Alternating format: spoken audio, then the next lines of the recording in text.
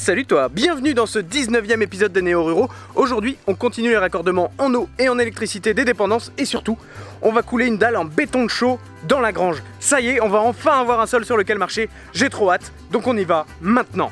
Il s'est passé quelques semaines depuis que j'ai rebouché la grosse tranchée et il me reste une dernière tranchée à faire entre la grange et les dépendances. Je l'ai pas fait à l'époque parce que on était en novembre-décembre et il commençait à sérieusement flotter, donc c'était pas vraiment la période la plus propice pour faire ça. Là on est en février, ça s'est un peu calmé, il y a un peu moins d'eau. Je vais m'y remettre parce que je vais pas garder non plus la mini-pelle de mon voisin indéfiniment.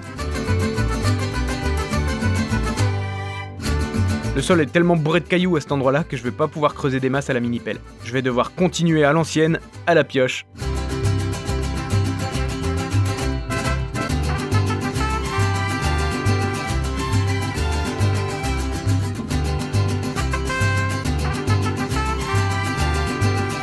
Le deuxième souci, c'est qu'on est encore un peu tôt dans l'année et dès qu'on commence à creuser un peu profond, il y a de l'eau qui arrive. Donc je vais peut-être devoir attendre encore un peu. Et pas qu'un peu, il a fallu attendre mai pour que l'eau se retire.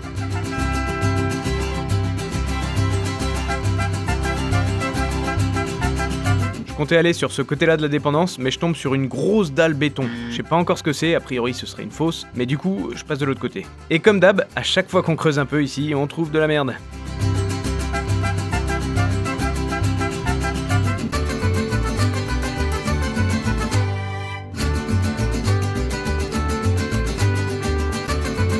Et hop, je suis arrivé du côté de la dépendance que je veux raccorder, je vais placer un regard comme j'ai fait à chaque fois que j'ai mis un raccord.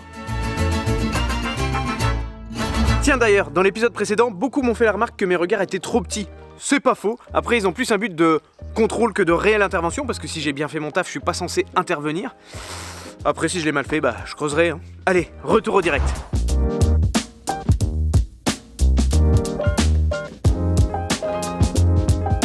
Bon, on est quasiment en juin, ça fait 2 semaines qu'il a pas plu et pourtant c'est rempli de flotte. Faut vraiment faire ça genre fin de l'été, début d'automne. Mais là c'est un peu la galère, heureusement que j'ai pas fait ça de l'autre côté à cette période là. C'est un peu relou. Mais bon, faut que j'avance, donc je vais me mettre les pieds dans l'eau. L'avantage avec l'eau, c'est que j'ai pu voir que ça remontait un petit peu par endroits, donc j'ai pu recreuser pour remettre à niveau partout. La tranchée est enfin terminée, on va pouvoir relier. On commence par l'eau, parce que l'eau, c'est la vie. Et qu'est-ce que j'ai oublié? La gaine, bien sûr. Comme je l'ai dit dans l'épisode précédent, c'est pas obligatoire pour l'eau, mais vu que là ce sera sous une voie carrossable, c'est quand même recommandé. Et pour terminer, comme le raccordement définitif de la dépendance, c'est pas encore d'actualité, je mets un bouchon en attendant. Dans la précédente vidéo, j'ai pas mal critiqué les raccords plastiques, et certains d'entre vous, notamment des plombiers chauffagistes, m'ont dit que c'était très cool en fait, même parfois mieux que des raccords en laiton. Alors je veux bien les croire, c'est juste que sur le coup je trouvais ça assez fragile et vraiment chiant à mettre en place. Toujours est-il que depuis, j'ai découvert d'autres types de raccords plastiques, des raccords à emboîtement automatique. C'est plus cher, mais ça a l'air beaucoup plus solide et ça pour le coup je suis emballé, ça se clipse en 2 secondes, c'est incroyable. Si tu connais ce genre de matos et que t'as des retours d'expérience à faire, n'hésite pas à les faire en commentaire, on lira ça avec attention.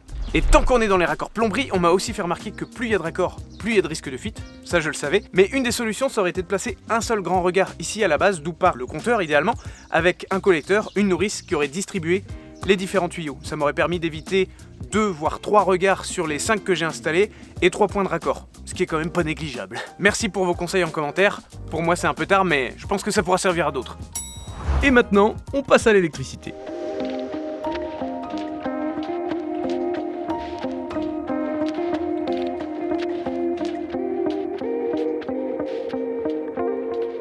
Je suis parti 5 jours et ça y est, il n'y a plus d'eau dans le fond de ma fouille, les sols sont enfin ressuyés.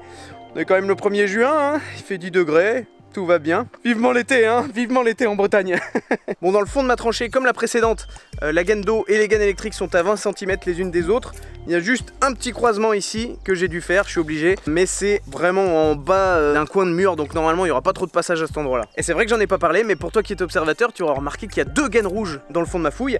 Il y en a une, tu l'auras compris, c'est pour relier les dépendances et qu'elles aient de l'électricité tout simplement. Et la deuxième, c'est pour relier de futurs panneaux solaires ou éoliennes qu'on mettrait sur le terrain pour être encore plus autosuffisant ou en tout cas autonome en énergie. En tout cas, on a profité que les gaines soient encore à l'air libre pour faire passer un câble de 16 mm qui va permettre de relier le tableau principal qui sera dans la grange à un tableau secondaire qui sera dans une dépendance. J'espère avoir fait les bons calculs, mais normalement on est bon. Bon bah maintenant je vais pouvoir reboucher le trou que j'ai mis 4 jours à creuser. C'est fatigant tout ça, c'est fatigant les travaux. Pourquoi on fait des travaux? Comme sur la grosse tranchée, je commence par enrober mes gaines dans une bonne couche de sable et j'installe mon grillage avertisseur avant de reboucher.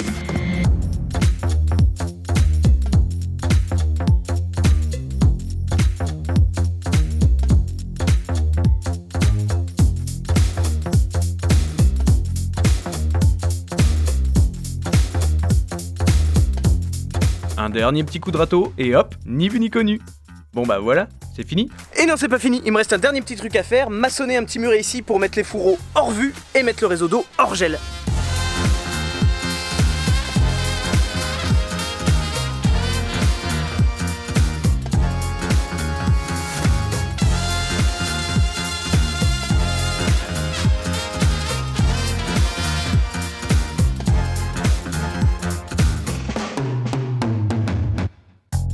J'installe une trappe en OSB, doublée avec une chute de liège pour isoler. Je fabrique un petit toit avec des restes de planches et une bâche pour étanchéifier, et je recouvre de terre. Bon, bien sûr, faut se projeter, hein. Ça aura plus de gueule au printemps avec quelques plantes aromatiques ou des fleurs. Kiffe les vies.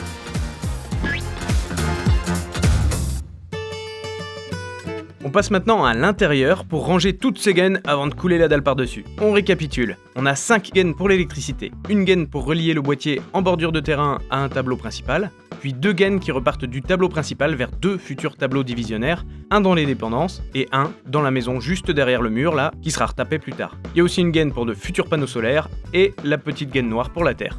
Je fixe tout ça dans le liège avec des grosses sardines, pratique, et je réserve toutes mes gaines dans un regard pour éviter que les extrémités se retrouvent dans la dalle. Ce serait dommage. Et on n'oublie pas de noter quel fourreau correspond à quoi, parce qu'une fois sous la dalle, ça sera beaucoup plus dur à repérer. Pause, je fais un bond en avant, la dalle est déjà coulée, mais je viens de me rendre compte que j'ai fait une petite connerie. Et ouais, encore.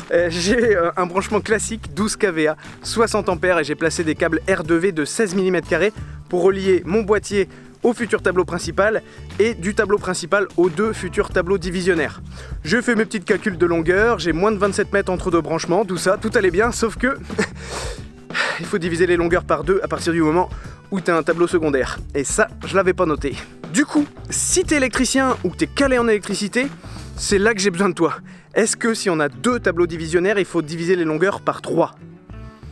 J'ai une vingtaine de mètres entre mon boîtier et le tableau principal, ce qui correspond à du 25 mm² si on divise les longueurs max par 2. Une dizaine de mètres entre la grange et la maison, pour ça pas de problème, je pourrais rester en 16 mm². Et 19 mètres entre la grange et les dépendances.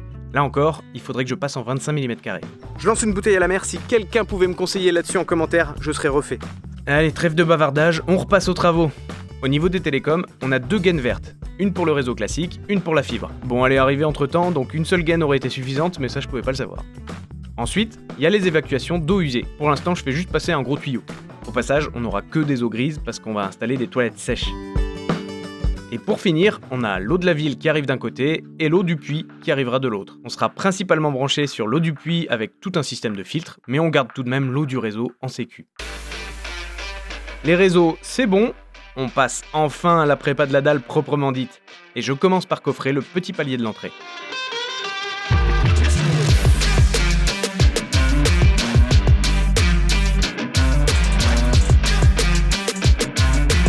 Là tu peux y aller, ça bougera pas mon gars.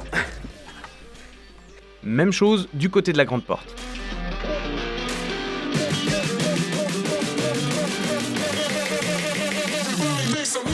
C'est un peu moins pro que le premier, mais bon, c'est tout aussi solide et c'est tout ce qu'on lui demande. Ça commence à avoir de la gueule tout ça. Ouais, je sais ce que tu te demandes, mais pourquoi il a pas fait passer tous ses réseaux dans le hérisson ou sous la dalle, comme ça se fait communément? 3 raisons à ça. 1, j'avais pas envie de faire plein de trous dans mon liège. 2, on va couler une dalle en béton de chaux et la DTU ne s'applique pas à une dalle non porteuse à la chaux. Et 3, les fourreaux font 40 mm de diamètre, on va couler 12 cm de dalle plus encore 5 cm de chape par-dessus, donc bon, ça devrait aller. Allez, on continue. Je place un niveau laser à 12 cm, l'épaisseur de la future dalle donc, et je commence à tracer ce niveau sur toutes les surfaces possibles.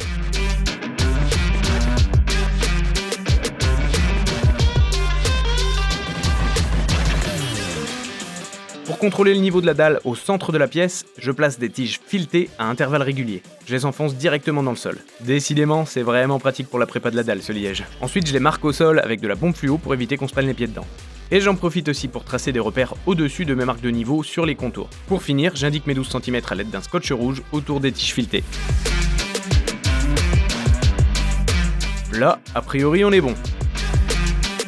Bon, il y a des marqueurs partout, il y a du fluo partout, c'est pas très beau, mais là, si la dalle est pas à niveau, je comprends pas. Il y a un outil indispensable pour couler une dalle, c'est la barre à débuler. C'est un outil assez simple, mais très cher à l'achat et qui me servira sûrement une seule fois dans ma vie. Donc je vais la fabriquer. J'ai pris quelques bouts de bois, 2 tasseaux, et puis c'est parti.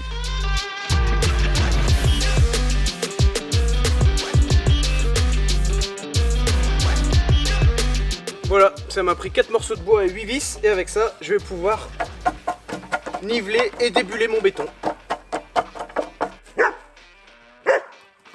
Elle est toujours contente quand je finis un truc.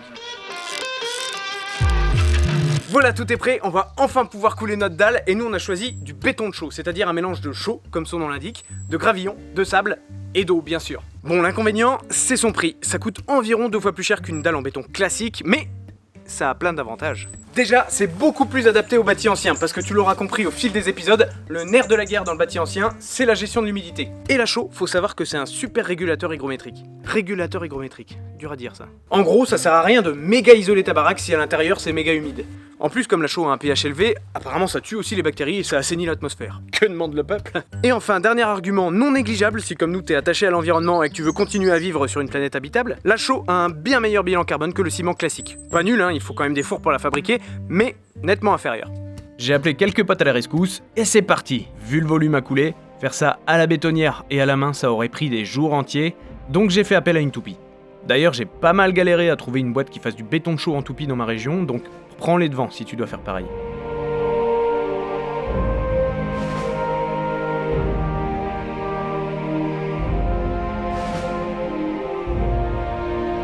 Le tuyau est en place, la pompe est activée. Attention, ça va envoyer.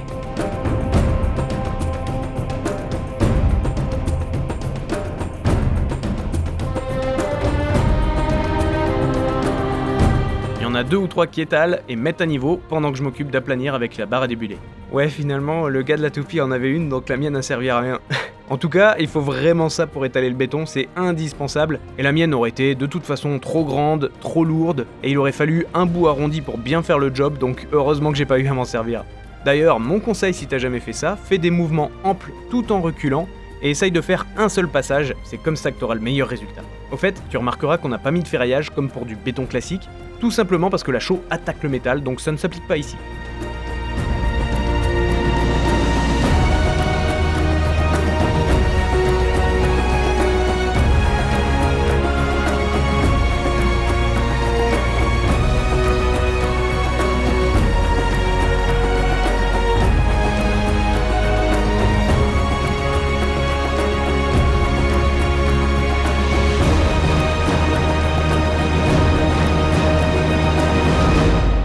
Bah voilà, on a une dalle toute neuve, toute fraîche. Ça a pris 2 heures, moins de 2 heures pour la couler, c'est incroyable. Si jamais tu fais ça, prends bien un camion pompe, ça coûte un peu plus cher, mais franchement, c'est tellement rapide. Pour avoir un ordre d'idée, en gros, cette dalle de 12 cm sur 80 m², ce qui correspond à 10 m3, ça nous a coûté 3300 €. Il y a un peu plus de 300 € qui est passé dans la pompe, mais franchement, ça les vaut. Le tuyau va partout dans la pièce, ça balaye la pièce, ça envoie du steak. J'avais prévu 5 personnes.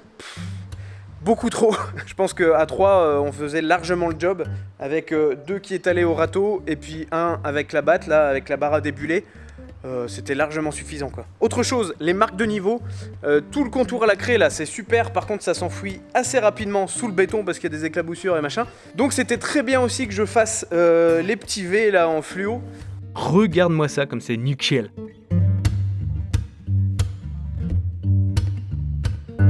Ça fait trop plaisir d'avoir une grosse avancée comme ça là. Moi ça fait des semaines que je me fais chier avec des trous, des gaines, des machins que tu remblais, du coup t'as même pas l'impression d'avancer. Puis là, bim, t'as une dalle en 2 heures, ça rebooste quoi, c'est trop bien. Puis d'être bien entouré par des potes comme ça sur le chantier, ça fait plaisir aussi, ça change d'être tout seul ou à deux, on se sent soutenu quoi. Bon par contre on a un peu embêté les hirondelles pendant 2 heures, pas le choix, mais elles se sont bien vengées. Sinon au niveau du cubage, j'avais calculé qu'il nous fallait 9,6 mètres cubes et j'avais pris un demi-mètre cube en plus parce que je sais qu'il reste toujours dans le fond du camion, dans les tuyaux, les machins. Et bah j'ai bien fait, c'était impeccable, juste nickel ce qu'il fallait. Donc voilà, prévoyez toujours un tout petit peu plus, c'est pas mal. Et voilà le résultat après 1 mois de séchage.